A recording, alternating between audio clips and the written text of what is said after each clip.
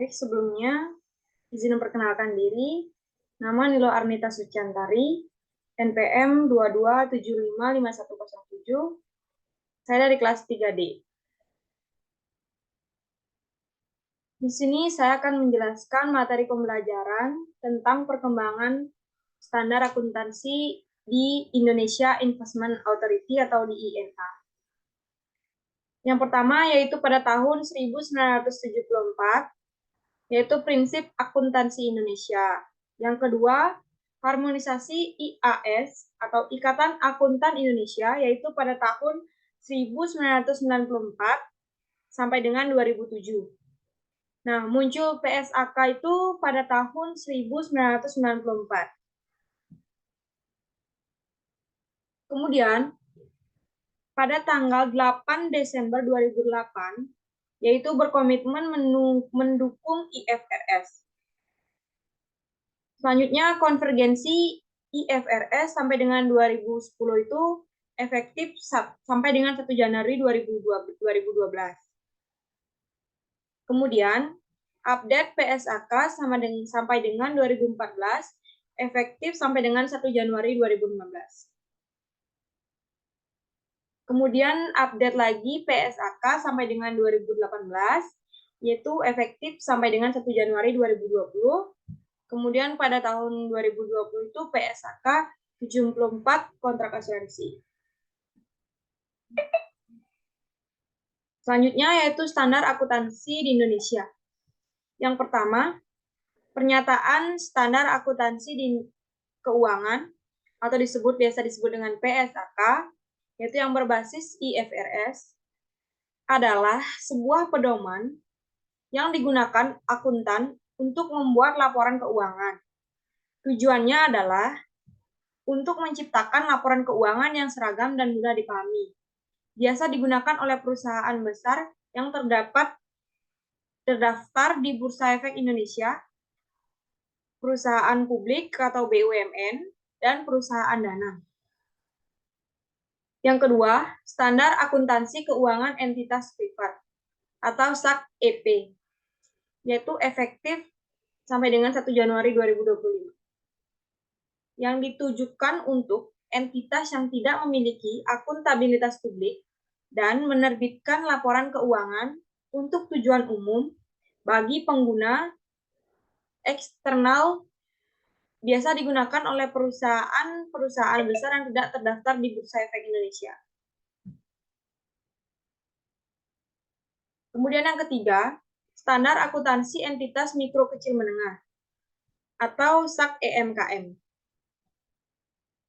SAK-EMKM ini merupakan standar akuntansi keuangan yang berdiri sendiri yang dapat digunakan oleh entitas yang memenuhi definisi tanpa akuntabilitas publik yang signifikan.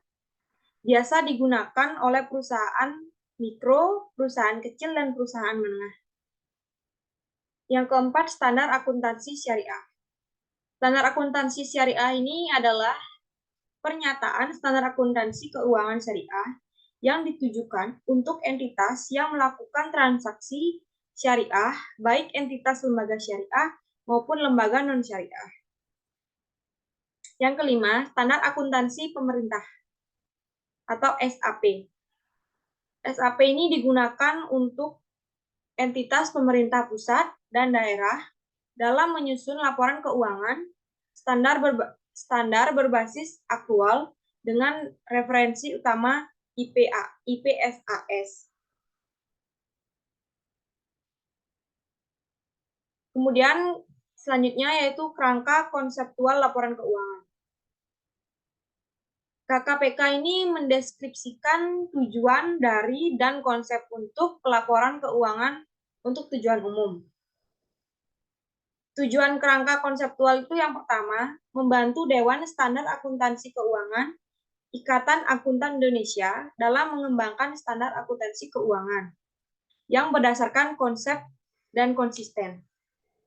Yang kedua yaitu membantu menyusun laporan keuangan untuk mengembangkan kebijakan akuntansi yang konsisten ketika tidak ada standar yang berlaku untuk transaksi tertentu atau peristiwa lain, atau ketika standar memberikan pilihan kebijakan akuntansi.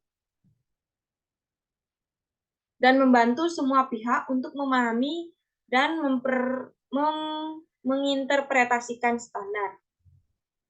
Kemudian, kerangka konseptual terdiri dari yang pertama, tujuan.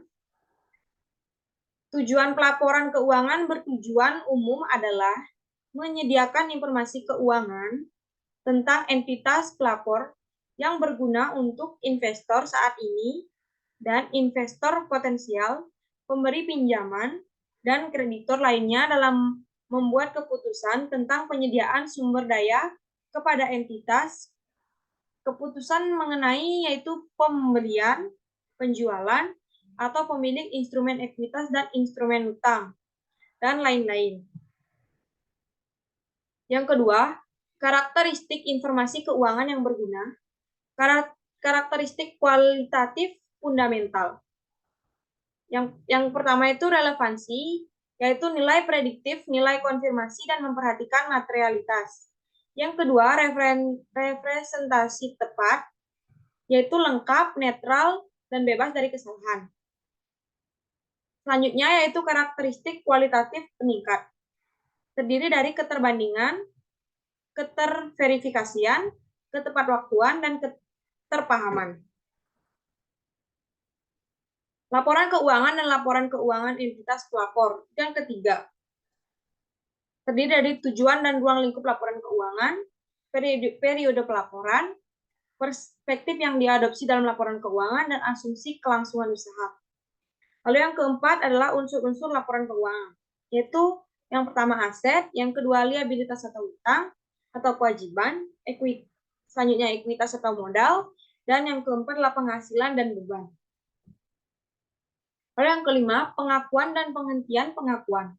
Ketika kriteria pengakuan yaitu relevansi, yaitu ketidakpastian, dan probabilitas rendah dari arus masuk atau arus keluar manfaat ekonomi. Representasi tetap, ketidakpastian pengukuran, dan faktor lain. Yang keenam yaitu pengukuran. Dasar pengukuran yaitu ada dua. Yang pertama, ada tiga, biaya historis, kemudian nilai kini. Nilai kini itu terdiri dari nilai wajar, nilai pakai, dan nilai pemenuhan. Yang ketiga itu biaya kini. Yang ketujuh, penyajian dan pengungkapan. Klasifikasinya itu terdiri dari klasifikasi aset dan liabilitas. Yang kedua, saling hapus. Yang ketiga, klasifikasi ekuitas. Dan selanjutnya, klasifikasi penghasilan dan beban. Lalu yang terakhir, laba atau rugi dan penghasilan komprehensif lainnya. Baik, sekian materi pembelajaran yang dapat saya sampaikan. Kurang dan lebihnya saya mohon maaf. Saya akhiri, terima kasih.